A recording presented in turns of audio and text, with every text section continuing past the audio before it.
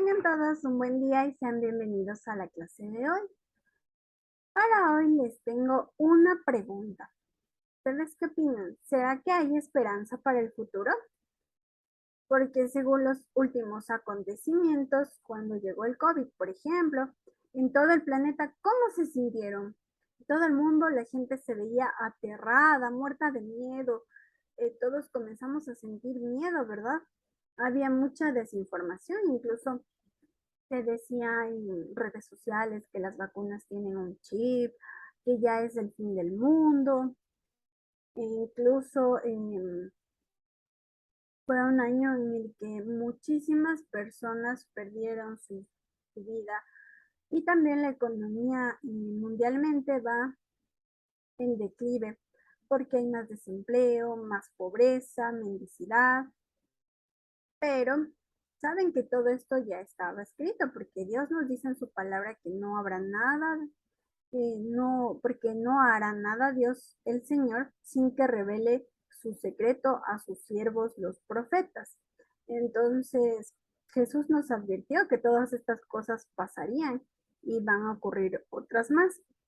Y esto lo pueden confirmar en el libro de Mateo, el capítulo 24, el versículo 7 en adelante. Entonces, seguramente habrán sentido algo de tensión, ansiedad, pensando qué va a pasar en futuras generaciones, tal vez en sus hijos, en sus nietos, incluso en países orientales como China, Corea, en países también europeos. Los jóvenes, las nuevas generaciones ya no quieren tener hijos. ¿Y saben por qué? Porque les asusta muchísimo cómo está yendo el mundo, el cambio climático, la pobreza, y cada día deben esforzarse más para vivir medio bien. Entonces, incluso hay países que están pagando para que las personas tengan hijos. Suena gracioso, pero es verdad, como por ejemplo Canadá. Entonces, no está mal que se preocupen por su futuro, no está mal que sueñen con superarse, incluso felicitaciones, porque ustedes cada día se están esforzando más para cumplir su meta, su sueño, que es culminar en sus estudios. Entonces, no está mal querer conseguir un mejor trabajo o tal vez querer emprender. Entonces, lo que sí está mal es que los problemas afecten su presente, que tengan emociones negativas, que esté afectando su vida física, tanto también espiritual como mental. Entonces, especialmente esta última nos puede ahogar llevándonos a la depresión, a no encontrar salida a los problemas. Entonces, es importante por eso planificar a mediano, largo y corto plazo. Alguna vez escuché que decía que debemos planificar como si fuésemos a vivir 1000 años, pero vivir cada día como si fuese el último. Entonces les pregunto, ¿será que no existe esperanza para este mundo con todas las cosas que estamos viendo? Porque se ve un panorama muy triste para el futuro. Entonces la respuesta se encuentra en Jeremías 31:17. Entonces, vamos a ver lo que dice el Señor en este capítulo, que es de parte de Él, para que escuchemos con toda la atención lo que nos dice Dios desde su corazón. Nos dice que sí hay esperanza para tu futuro, porque lo dice el Señor. Entonces, aquí vemos en Lucas 18:21 que nos dice, lo que es imposible para los hombres es posible para Dios, porque claro, nosotros vemos todo limitado, ¿no? En cambio, Dios ve de forma ilimitada porque Dios es infinito y para Él todo es posible. Entonces, mientras vivamos en este mundo, Dios sí nos dice que va a haber enfermedades, necesidades, calamidades, hambre, pero bueno, descanso también, muchas personas que nuestros seres queridos, e incluso nosotros mismos sabemos que tenemos que ir al descanso en algún momento. Pero Jesús dijo también que cuando pasemos por aflicciones, por dificultades, por aguas profundas, dice él, no te ahogarás porque el Señor estará contigo. en Isaías 43, 2, 3. Entonces, qué lindo, ¿no? Que nos dé tantos versículos que nos motiven. También en Proverbios 3, 5, 6 nos dice que confiemos en el Señor con todo nuestro corazón, que no dependamos de nuestro propio entendimiento. Entonces, si queremos seguir el camino correcto, ¿qué debemos hacer? Buscar primero a Dios y lo demás vendrá por añadidura. Entonces también Dios ha prometido proporcionar una salida en las tentaciones. La Biblia nos dice en 1 Corintios 10:13 que las tentaciones que enfrentan en su vida no son distintas a las que otros atraviesen y que Dios es fiel. No permitirá que las tentaciones sean mayores a lo que nosotros podamos soportar. Y Él estará rápido para darnos una salida y que podamos resistir. Entonces, ¿saben por y desde cuándo entró el pecado a este mundo?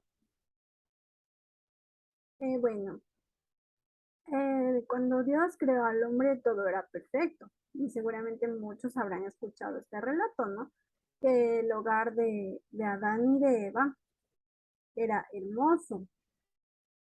Y bueno, ya es una historia muy conocida por todos, que Dios les advirtió que no comieran del fruto prohibido, pero la serpiente, bueno, Satanás posicionado en la serpiente, habló y le dijo que no morirá. Entonces, bueno, obviamente fue una mentira porque a la final sí murieron, pero no inmediatamente, sino que ellos fueron envejeciendo después de que salieron del Edén, fueron expulsados por haber desobedecido a Dios. Entonces, ¿por qué nos afectó a nosotros? O sea, ¿qué tenemos que ver con Adán y Eva, no? Entonces, nos afectó debido a que, como ellos ya iban envejeciendo, murieron. Entonces, esto mismo transmitieron a sus hijos, porque ellos después tuvieron sus hijos que fueron Caín y Abel. Incluso aquí sucedió el primer asesinato. ¿Todo por qué? Porque ellos ya nacieron con el pecado. Entonces, ¿alguien puede decir que jamás ha pecado? No, ¿verdad? Porque desde que nacemos somos egoístas, somos mentirosos y cuando crecemos ni se diga. Entonces, cuando crecemos ya aprendemos a mentir mejor y nos quedamos cortos solo con la mentira, sino que hacemos cosas peores, ¿no? Que sabemos que está mal. Entonces, si no, no existirían las cárceles. Entonces, Dios, antes de crear al hombre, ya sabía que iba a pecar y que íbamos a desobedecerle. Entonces, Él ya creó una provisión, una solución. ¿Y saben cuál fue esa solución? Mandar a su hijo a este mundo a que muriera. Jesús, en los años que estuvo aquí en la tierra, hizo muchos milagros, realizó muchísimos milagros, un servicio increíble, curando enfermedades físicas, así también como espirituales, perdonando los pecados. Y por eso, de hecho, a él le acusaron por eso, porque dijeron que quién es él para que esté perdonando los pecados. Entonces, solo Jesús, nadie, absolutamente nadie más puede perdonar los pecados. A él se le fue dado esta potestad porque para eso vino a morir a este mundo. Él, Jesús, jamás dijo ni siquiera una palabra con mala intención. Él fue tentado en absolutamente todo. Él sufrió, padeció hambre, tuvo sueño, vino como humano, ¿no? Entonces, y vino a morir como el peor de los delincuentes, porque en ese entonces los delitos se castigaban eh, clavándoles. Entonces, esa era una de las peores muertes más graves y públicas y vergonzosas. Entonces dio su vida por todos sin el haber pecado. Entonces a sus 33 años él murió. Por lo que, bueno, después sabemos que él resucitó y ahora se encuentra en el cielo, ascendió, ¿no? Entonces, en resumen, a todo el que cree en Jesús como el Hijo de Dios, que vino a morir por sus pecados, por mis pecados. Entonces, suena tan fácil, ¿verdad? y nos complicamos tanto la vida, pero en realidad es muy fácil la salvación, porque si abres tu corazón a Dios, nos ofrece algo maravilloso que es poder vivir para siempre. Entonces, ¿cómo podemos obtener el perdón en Cristo? Nos dice que si confesamos nuestros pecados, o sea, si hablamos directamente con Dios, le decimos, Dios, hicimos esto, el otro, ¿sí?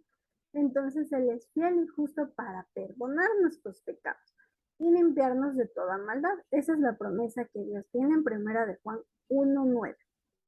Entonces, ¿qué propone Dios? ¿Qué esperanza hay para el futuro? Dios tiene una solución para todo, ¿no? Nos dice en Apocalipsis 21:4 que ya no habrá dolor, ni sufrimiento, ni muerte. Él enjuagará a Dios toda lágrima de los ojos de ellos. Ya no habrá muerte, ni habrá más llanto, ni clamor, ni dolor, porque todas las cosas ya pasaron. Entonces también en primera de Tesalonicenses 4:16 nos dice, porque el Señor mismo con voz de mando, con voz de arcángel y con trompeta de Dios descenderá del cielo, y a los muertos en Cristo, o sea, los que recibieron a Cristo, resucitarán primero. Entonces, qué hermosa es la promesa que Dios tiene para nosotros. Una nueva tierra, un nuevo cielo, en un mundo que ya no habrá muerte, hasta los mismos animalitos ya no comerán otros animales, ya no serán carnívoros, serán mansitos como era al inicio. Entonces será restituido el Edén como era al inicio, como era el plan de Dios. Entonces estamos completamente seguros de que Dios cumplirá cada una de sus promesas. ¿Ustedes creen en esto? Espero que sí. Entonces, espero que les haya gustado la clase de hoy. Recuerden resolver siempre sus tareas y enviarlas a tiempo. Que Dios les bendiga y que les vaya muy bien. Gracias por su atención.